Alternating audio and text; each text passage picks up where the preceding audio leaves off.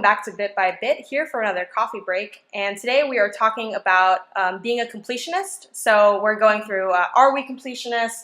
Have we ever gone 100% on a game? And if you do go 100%, are games obligated to give you something in terms of, like extra story, a special cutscene, unlocking things, anything like that?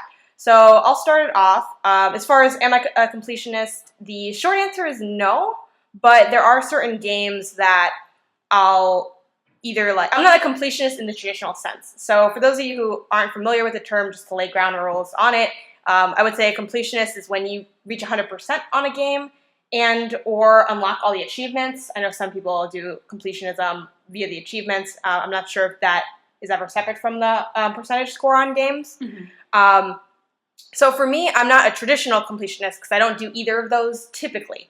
But one thing I do partake in is I'll make my own rules for what being a completionist mm-hmm. is. So an example of that I mentioned on this channel before is with Yoshi's Woolly World.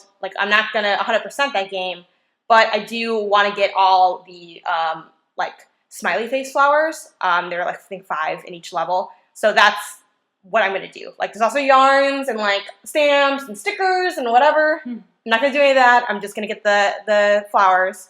I'm trying to think of another game where I had similar things like that. Or sometimes I'll just pursue extra things in the game that I don't necessarily need to be pursuing. For instance, with Gone Home, I played through all the commentary mode, and I really wanted all of the.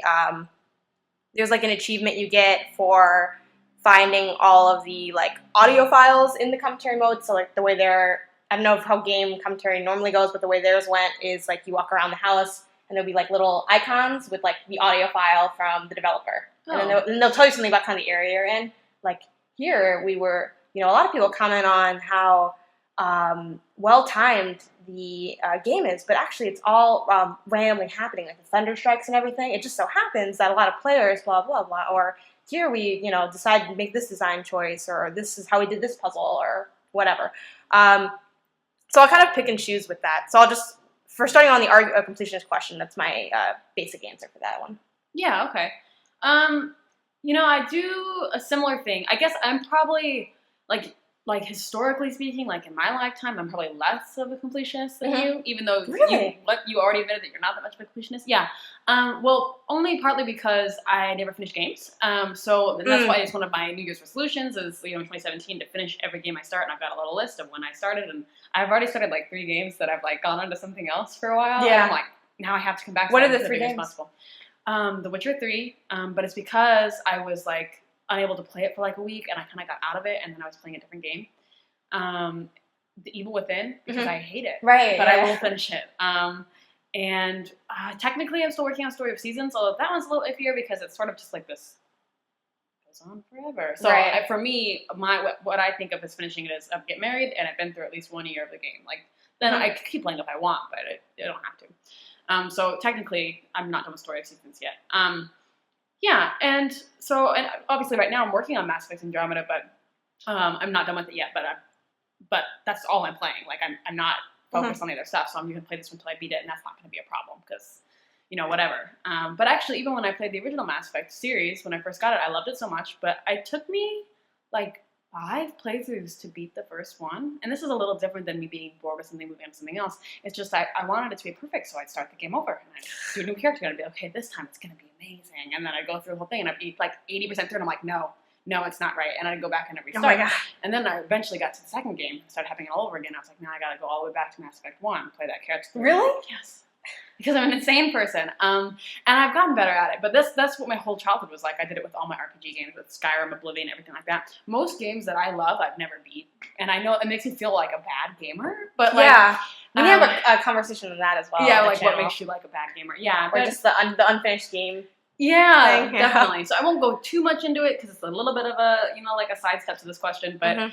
Because of that, I feel it's very hard for me to be a completionist because I don't even complete the main plot. So how can I be doing, all this extra stuff? But I have done 100% on a game before, and I was really proud of myself. I set this challenge knowing what kind of person that I am, and I beat it, and it made me happy. It was Ori and the Blind Forest. I got 100%. I got literally everything you could get in Ori, and I meticulously did it. It's because I had watched Catherine play it, my roommate Catherine, our mutual friend Catherine, play it like 80 million times because she loves Ori.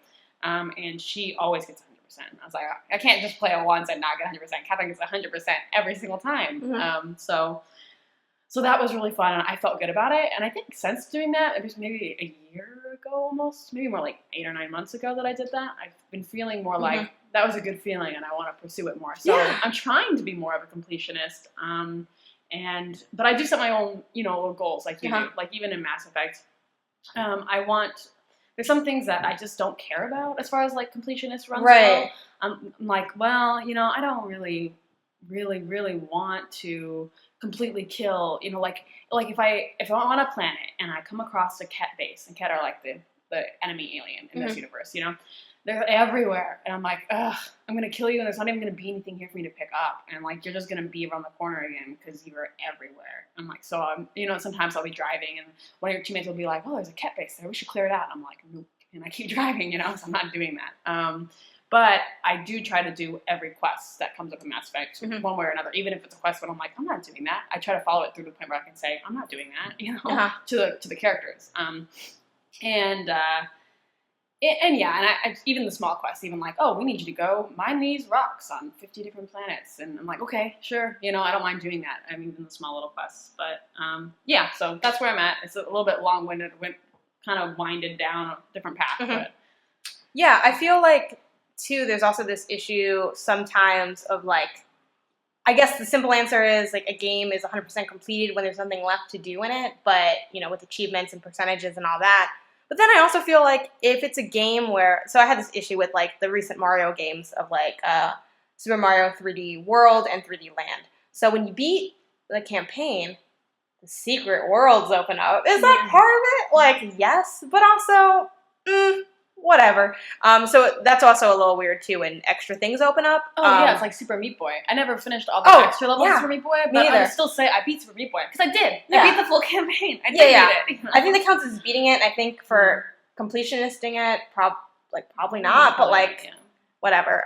Or with Super Mario 3D Land, that was not necessarily frustrating for me because it's fine. Like I feel like I completionist did that game. However you say that word, completionist did. Because I got like there's 3 star coins in every level, and I got all the star coins. Some of them really hard to find. I did it all without using a guide. That was a big moment for me in my gaming life because I love guides. I got hooked on guides once the internet came out, and I'm like, this is so accessible. You can just type it in, you can YouTube it, you can figure it out, and you can move on with your life, and it was great. So I did it all without guides or without any hints. I could have gotten hints from friends, but I didn't do that either. And when you do all that, then like there's another thing you could do in the game where if you do all that again, but with Luigi, like another level opens up, and then if you do, I think all the levels and get the high. I don't forget what the phrase for this is, but you know how in Mario games when you get to the end of the level, you jump on the flagpole. And you need to. And to get to the top is like when you get it like perfect basically. So you need to get all perfect on all the flagpoles. Seems excessive. It's like just too much. It's too much. So I didn't do that. I refused to do that. It's just too much. Why is that a thing? I think that actually it's an often under-talked about aspect of a well-designed game is how completionist stuff works. Like to bring up Ori again, which I think is actually one of the best balanced games I've ever played, Ori and the Blind Forest. It's like one of the reasons why it was so easy for me to like commit to doing this and like it felt good to like do a completionist run of Ori was because it doesn't make it too hard for you to do it, but it's still challenging. It's not like easy to do, but it doesn't make it like impossible or it doesn't make it seem stupid hard. It's like, why? Why do I have to do that? If you're ever at that point as a gamer, like, why on earth would I have to do this? I don't think that's a good moment for the game. I feel like it's one thing when like gamers make their own crazy challenges outside of like the game's intention. Like, oh, I'm gonna speed run this, and when it's like the game maker has never intended this. They didn't ask you to do that, whatever. And it's great that you're doing it, but it's not like they were like, oh, do this and you'll get a reward. It's like you did that of your own volition. And I think that's fine. But when the game asks you to do something ridiculous, I get annoyed. And Ori never does that. And it makes it sort of worthwhile for you to go around and get everything and unlock all your different powers and get the full narrative and sort of feel like you've done a good job exploring everything in the game. And it doesn't take too long. It doesn't feel too tedious. You know, the game is still rich. It's still new as you're playing. So what do you need, for those who might be watching or listening and aren't familiar with Ori, what do you need to do to, like, get a completionist run on that? Like, what does that mean for that game? So there's a lot of areas in the map that are sort of hidden. So basically what that's going to involve is, first of all, that you've seen everything in the map. There's little secret areas where, like, you don't know they're secret area until you, like, it's like a platform 9 3/4 deal where you're like, I'm going to run into this tree. And you're like, oh, there's an area behind this tree. Yes. It's like phases out, you know? That's a really good way to phrase that. I like that a lot. And so there'll be things back there, and you have to collect these. My terminology is not great with this kind of stuff. I'm like, I don't know what these things are actually called. But there's like these little orbs that you get, like there's blue orbs and like, you know, experience orbs or whatever. And so when you get these different orbs, they unlock, like you can unlock more abilities that you can gain as Ori. So I'm like, oh, now I can double jump. Now I can, you know, do so this thing. It has that model of, because I also played this, that the ability tree model. Yes, I think there's also there's other phrases for that as well, but where you can, you know, boost your stuff. I mean, lots of games have that. Like even Fallout has that. Yeah, exactly. It's very common, and Ori does that really well, actually. And you can also pick up stuff that sort of makes your health bigger and like makes it so, you know, you have more like little save things. It is a really good game. It's a really good game. I'm like, I kind of want to play it again. Yeah, it's really good. So relaxing. Yeah, it's such a good game, and realistically, it's plausible that you can run it. So you should do it if you haven't done it already. But you got to get all those orbs. You got to get all the map pieces. You got to literally collect everything that you need to get. But it's not. It's all organized very nicely, and it's not an excessive challenge. Yeah, the backtracking doesn't seem like crazy. Is there fast travel in Ori? Light fast travel to specific locations. Okay, I think I didn't even know that when I played it, so I don't think I ever used it, and it was fine. I don't know if I did a completionist run of it, but I do know for a fact I maxed out all my abilities and I did it before I hit the final boss, because I just wanted to be super maxed out on everything. But in addition to doing that for the boss, which, I mean, the bosses are not like challenging. The challenge from Ori for me comes from like the platforming, which is really tightly designed, and some of in the later stages of the game, like some of the things they like pull on you are really fascinating. In their challenge, like they have like the reverse gravity thing going on where you're like you know, like the part where you're like sideways and you have to jump. And I love that. It's almost opposite. It's very kind of reminds me of like that old school gaming challenge of like, I know one of the old Donkey Kong levels, all the controls are backwards. Oh, fun. Yeah, so it kind of reminds me of that, but a little less frustrating, I think. But yeah. Yeah. I mean, so what for you is something that feels like, oh, okay, if I do a completionist run, I get this. What makes that feel worthwhile to you? Like, what's a good reward for you? For me, I honestly don't really need a reward from the game, I don't think. I'm trying to remember. So, like, one game I completionist, I've done it before, and I will be doing it again soon, is getting all of the stars in Super Mario 64. And I don't remember if you get anything for that. I should have looked it up before, but I don't think you get anything. I think it's just like you did it, and that's fine. I think there is a little bit of an emptiness when that happens, only because, like, for instance, with Ori, the nice thing about that is when you get all this stuff, that is its own reward, because now you're really powerful, and now you know where everything is, and that is its own reward, and that's how the game's designed. With something like collecting like stars, it doesn't really give you a boost. Yeah, it doesn't. It's just like you just have them. You just check it off your list, and I think to kind of go back to our a topic that kind of has come out of this conversation, which is like what makes it feel like rewarding and good to completionist something. I think part of it is like some type of when it feels like true to the narrative of the game. Like this makes sense. Like my character would want to do this kind of almost because it would help in our adventuring and in our journey and in our understanding of the worlds we exist in. When like Mario getting all like the stars doesn't really. I don't remember it doing anything. Maybe it does. But like for a good example of a time when I think it's not satisfying, and I know this from watching some Call Me Johnny's YouTube videos on it, but for Super Mario Sunshine, I know. If you get all of the shine sprites, and there's like a lot of them. There's more than I think in Mario, and they're Mario 64, and they're pretty hard because some parts of the game aren't that well designed. Like a few parts are like this is bad. And those parts make it really hard to get what you need to get because you're like, you know, you're like blind at some points, and it's not well designed for certain areas to get those shine sprites. And if you get all of them, you just get like an image of like all the characters, and it says like have a nice vacation or something of that sort. That's not worth it. And yeah, and it's like so annoying. I feel like at that point you should almost give you nothing. It's like a slap in the face. Another time I felt like I was slapped in the face with completionisting a game. This didn't happen to me directly, and it was when we were much older, so it was fine. It's funny, like all platformers are the goddamn same because you collect stuff. So in Jack 1, when you get all the power cells, spoilers for the end of Jack 1 if you haven't played it and want to play it. If you get all the power cells, you like put them in this big old ancient door, and then they're like, oh, what's gonna happen? And they're like, oh, the precursors and all. It's Kira's voice. It's me trying to be Kira. And then it cuts to you can see the characters' faces, and they're all like, oh my god, wow. Is that what I think it is? That's amazing. No, you don't see it. The game ends after that. No. And it actually ends up being a teaser for Jack 2, which you'll understand if you play Jack 2, because it starts off with them working with like an ancient artifact that you like theoretically somewhat sort of unlocked in the first game. So like that narrative tie is nice, but it was like, I don't know the years, I should because it's my favorite series, but it was years and years until Jack 2 came out. I don't even know if the developers really knew for sure Jack 2 would come out. Like, see, but that's why you gotta be careful, because then you have the whole Half-Life issue where like, now I have Half-Life. Actually, I like got it randomly like for Christmas one year for my brother, and I don't think he knew that it was supposed to be like this really, big important game. And I didn't know either. I was like, oh, this is fun, I guess, and I kind of played it for a little bit, and then I left it alone. And I was a lot younger when I got it, so I didn't know it was Half-Life too. I didn't know.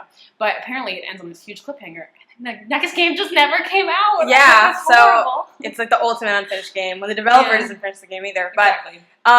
So the reason that's dissatisfying is because it mocks you. Like you earn something that you can't see. It's like, oh, sucker, Yeah, it gives you a cliffhanger. I don't know if anyone's ever in the history of media wanted a cliffhanger. I mean, we accept them in our lives because sometimes they work really well, especially if it's like, especially if it's not that like big of a deal. So this is not about games. So quick spoilers if you haven't watched Stranger Things. So skip ahead like 30 seconds if you haven't watched Stranger Things. So good. But and I'll try to still be vague about it in case you don't want to have to skip. But like it doesn't end on a cliffhanger, but it ends letting you know that like peace is not completely restored. Right. There is still eerie darkness around, which isn't really a big spoiler because that's kind of how those stories work. But like that's like kind of a half step of that, where it's like, oh, it's like teasing something more, but like it's not like ruining what just happened. It's not undoing what just happened. But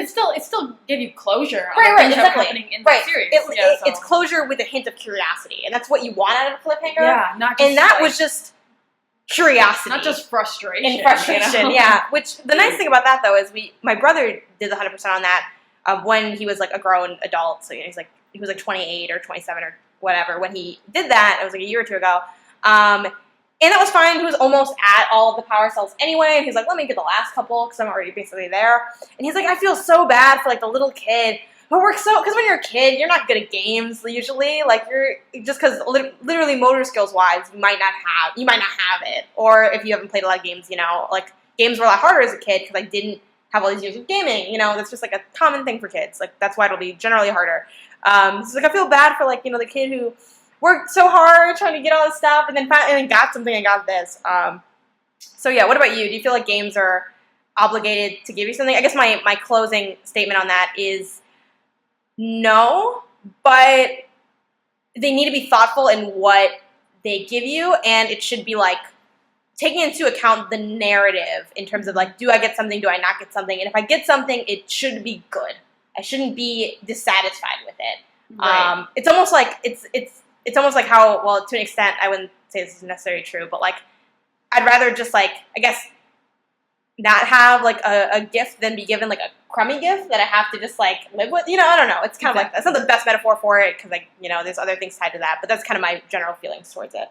I guess for me, as far as that goes, I feel like the reward needs to be more like from, like, I don't know, it needs to be more internal, not sort of like, it's hard to do this for a game, I understand. Like intrinsic versus extrinsic motivation? Yeah, exactly. Like part of it might be that if you create a good enough challenge, the completion of that challenge feels rewarding as a gamer. But if it's like, I got all the stars, that doesn't, it's a little different. It's like, yeah, okay, I found it and it was hard to find, it was hard to get to. I feel like that's different than like, like, okay, I did this thing that required me to like engage with, you know, this on a deeper level and like whatever, like that feels better. Like, and this is another example of taking a challenge into your own hands that a game didn't really create for you. Like, not exactly, but one of the reasons why, like, me and my brother both do so many, like, oh, we're going to do this with one life, or oh, we're going to, you know, try to do this on the hardest mode with these factors, is because it's rewarding to have that challenge. You know, so if we play Left 4 Dead and this is something we still haven't finished because we only do it when I'm, you know, when I'm in town or like back home or whatever, and we won't have time. But we've been trying for forever to beat the Left 4 Dead, all of it, all the levels in the hardest mode, which is very difficult. And even though the game didn't ask us to do that, like when you do it, like when you beat the level, you're just like, oh my god, I feel amazing, you know. So that, like, being able to feel like that, like that adrenaline or that like sense of accomplishment, that's enough reward for me, and I think that can be built into games. I don't think it often is. I feel like when it's just like little collectibles, like that's not worthwhile to me, and I just skip it because I'm like, whatever. And usually I assume you're not going to reward me. And as far as things that are sort of like extrinsic rewards, I'm not saying that they can't be good, but I feel like there's a lot of examples of ones that aren't good, like the ones that you just, you know, explain. I'm like, well, there's a lot of like negative stuff here, or even things where, I guess, even if you like unlock something and you get this extra part of the narrative, for me that's not usually worth it because we have the internet. So if I want to know what happens with the narrative, I'm like, what happens when you unlock blah blah blah? It's all great. Yeah, and that's actually literally what I did with Inside, because they have like a completionist factor of Inside, which is a game I love. I love that game. One of my favorites ever, I think. And it's like, once again, kind of finding a thing. You like, figure out what it even is. It's like a little orb type thing. And if you find them all, then you unlock the secret ending. So I just watched the secret ending. I'm not going to go back for that. Exactly. See, that's what I'm saying. So like, I feel like maybe that would have been really, really cool.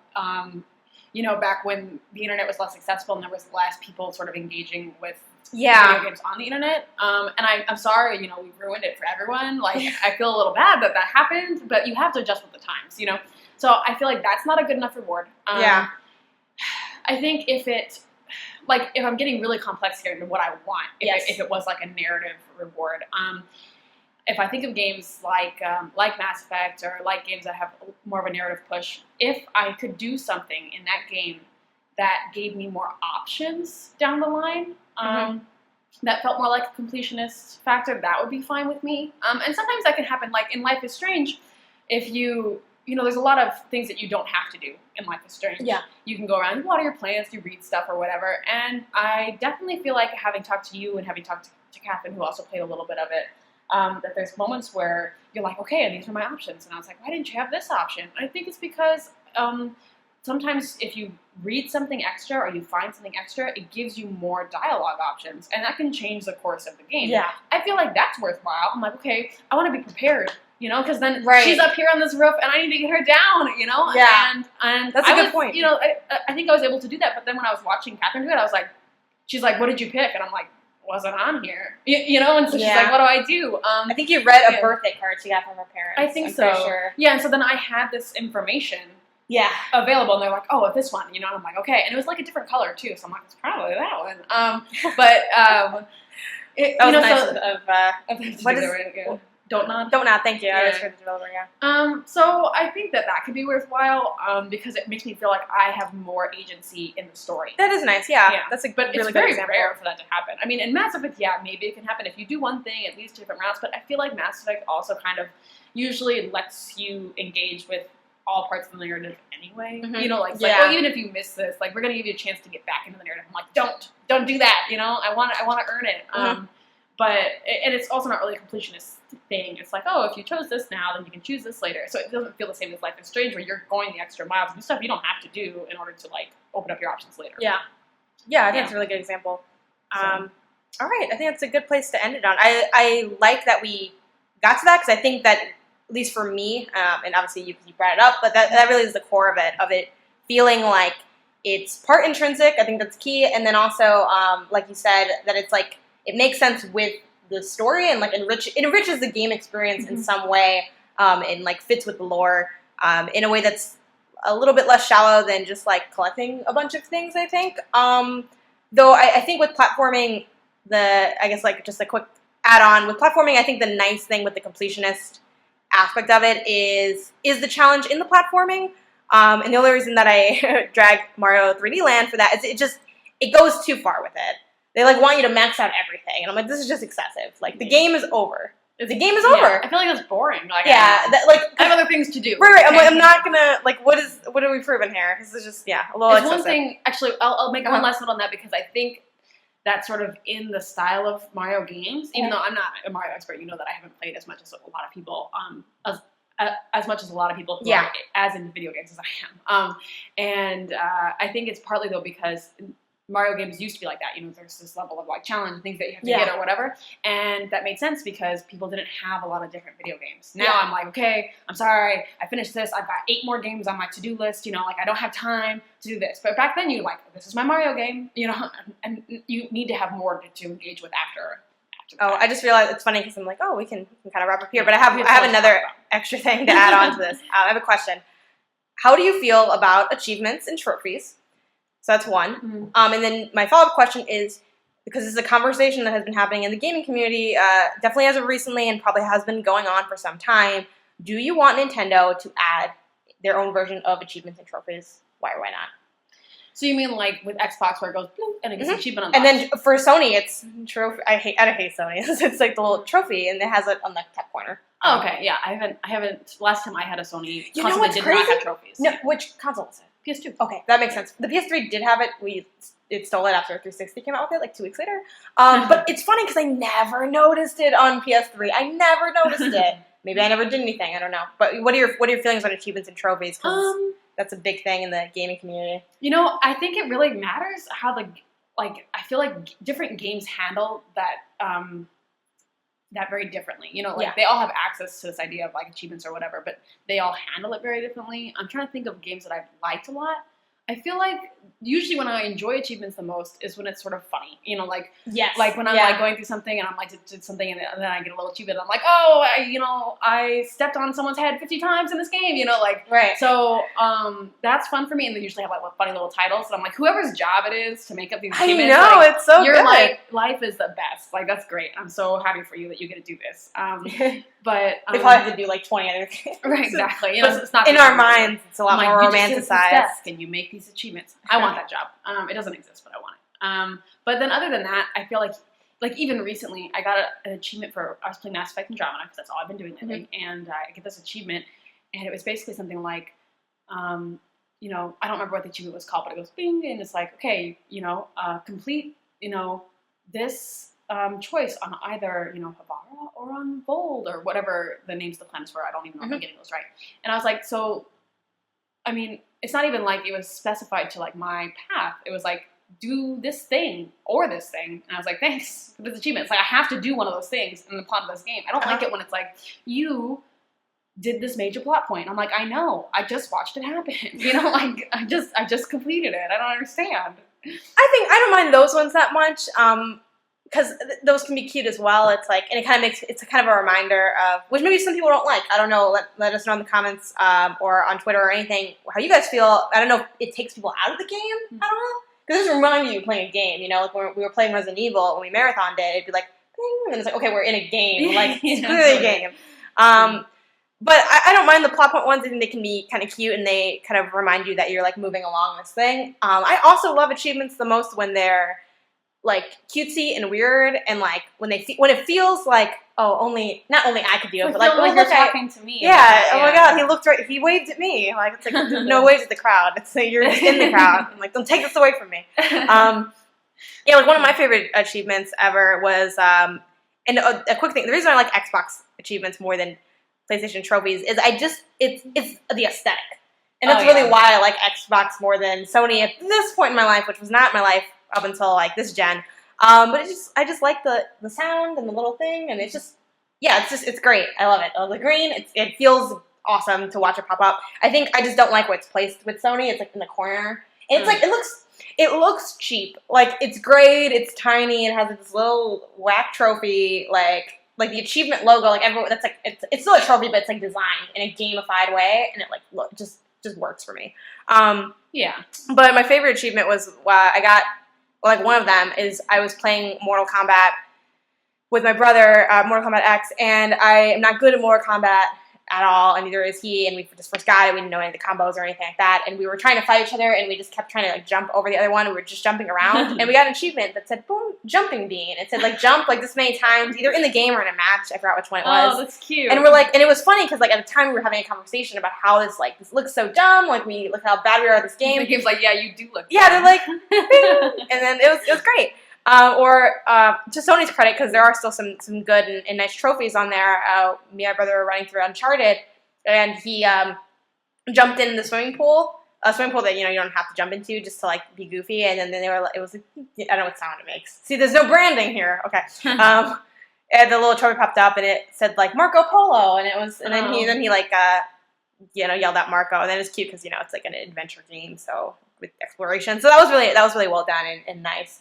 And yeah, it feels good when you do something to like mess with the game, and the game is like, we knew someone would do this because you feel like you're interacting with the designers in some way, yeah. or like you're interacting with the game. You're having this conversation with them, as yeah. opposed to someone being like, "You did the thing," and I'm like, "Thanks." Yeah, and I think that I am not really for chasing achievements and trophies, just because I feel like that can get like weirdly obsessive really quick. Not to judge anyone that does it. If that's how you fulfill yourself with your gaming, that's great. And I think the nice thing about trophies and achievements is it's clear. You can like see the names and stuff in certain ones, I think. Yeah. And you can like know which ones like you have already. So I think there's something nice to it that adds like a structure to being a completionist, because otherwise you might not know that like you need to do a certain thing to get like the complete game. But yeah, so I think it's a nice little model. Okay, so and then my last question, the Nintendo one. Do you want Nintendo to add an achievements or trophies aspect? So I guess I'll take a shot at this first. I'm thinking no. I don't know. I'm okay with it just not having it. It doesn't feel, for a couple of reasons. One, Nintendo's always been the special little different company. That's their thing. They're different. And so one, I think they should kind of just stick to that. Just I guess not for the sake of being different, because it's not a good enough reason. But they've always done their own thing. So I think not having achievements and trophies is part of that. And then also I feel like because they are going to have more third-party support. So I guess it would kind of suck to like not to if you play a game like Skyrim or whatever and it doesn't have that aspect. I guess that could kind of suck for some people. So maybe that's a good enough reason to add it in. But for their IPs, they don't really lend themselves to achievements, I think, as much. I don't know. I just would feel weird to, I guess, maybe because it's new to me, I just would feel weird playing a Mario game, like Super Mario Odyssey, right, is coming out. Or even like, well, Breath of the Wild, I think lends itself better. But like, and then being like, oh, you used the fire flower 20 times. Like, that's just, I don't know, it feels kind of cheap. Yeah, it feels like a corporate sellout thing for some reason for Nintendo, I think, because they've never have done it. So to jump on so late, which I know they're always late, so I wouldn't be surprised or necessarily offended but if they there's did some it. point in your life, if you're an hour late for a party, maybe you just decide to not go. It's already half over. I'm just gonna stay home in my pajamas and eat pizza rolls, instead. Yeah, that's Nintendo. Yeah, that's Nintendo. And that's what I appreciate that. I like that. No, I think I agree. At first I was gonna say I don't care, but then you were talking and I was like, no, I do care. I think that you're right. I don't think they should do it. It reminds me of like how Instagram was like, oh, we're Snapchat too. And I'm like, no, you're not. I'm not using this feature. And then recently Facebook now has add to your story. And I'm like, no, what are you doing? I don't want Snapchat on everything I'm doing. I want to have Snapchat. I don't Snapchat did something good. And you guys are like, oh, that means it'll be good on our platform too. No, go away. And that's funny because to bring up that example, like for that example specifically, the reason, well, Facebook eats everything and they own everything and they want to buy everything. And if you won't let them buy you, they'll just take you. That's Facebook. They own Instagram. They already technically own it. They're not really competing with it anymore. And then Snapchat didn't sell to Facebook, so they said, okay, we're just gonna take your customers. Steal your ideas. Yeah, we just took all your stuff. And the reason that is all a business move, and that makes, I don't like it as a consumer, but it makes sense as a business move. And I think a lot of the gaming stuff is similar. Gaming industry is a business. Right, exactly. It's about selling stuff and giving people what they want and being, that's why we have exclusive IPs and stuff. It's all about business. But as a consumer, I don't want that either, you know? So it's interesting. You have to balance that. You're like, oh, well, we're just going to give them what they want on Facebook instead. I'm like, but I don't want it on Facebook. I'm actually annoyed with you now. You know, although to Facebook's credit, a lot of times they do something annoying and I'm like, that's dumb. And then a week later, I'm like, I love this. You know, like the little reaction buttons. I'm like, first I was like, that's stupid. And then I was like, no, they're great. I love these reaction buttons. They're really good. I do enjoy them. So, so then what are, we kind of got off topic, what are your feelings for the Nintendo Switch? So for Nintendo, I feel like, to me, I don't like it when it feels very inorganic for a company to be like, oh, this is working for someone else, and I'm just going to steal it. We were making fun of the PlayStation just a minute ago, being like, oh yeah, you got your trophies right after Xbox got their achievements, and it's not even as good. So I feel like they should just avoid that. Like, just do your own thing. Nintendo has a lot going for them, even right now with the Switch. They're doing something completely new and different, and really interesting, and everyone's loving it. Except for me, because I still don't have one. And a lot of people. And a lot of people still don't have one. Hey, wait for those bundles to drop. Yeah, I'm all about it. But I think that it's clear that they're on a good path. I think it's clear they're like, we don't want to do everything like everyone else. And they're like, but you'll have to eventually. No, they don't. Here they are. You know, they're doing fine. I think they should just skip the trophies. I don't need them in Nintendo games. Honestly, I don't have a PlayStation. I've only ever associated with Xbox. So yeah, that's a good point. All right, guys. Well, thanks for checking this out. Make sure if you're watching on YouTube that you're subscribing to our channel, giving this video a thumbs up. You can follow us on social media. Our Twitter is @bit Gaming. Thank you. And so is our Instagram. Yes, our Instagram and our Twitter is @bit Gaming, and our Facebook's @bit Gamers. It's also on the YouTube page. If you're like, they're being confusing and I don't understand anything, don't it's always on here. Just click the button. Yeah, which is just youtube.com/bit. Super easy. So yeah, thanks for checking this out, guys. Be sure to either hit us up on social media or tell us in the comments below where you stand on this. Are you a completionist? What games bring the completionist out of you? Have you ever done 100% on a game? Do you feel like you need to get something? Any challenges for us? Yeah, challenges you make up, own rules, and how you guys feel about like the achievements and trophies. Do you want to see that on Nintendo? Is it something you're hoping will come to the Switch? Definitely let us know. And we'll see you next week. Thanks.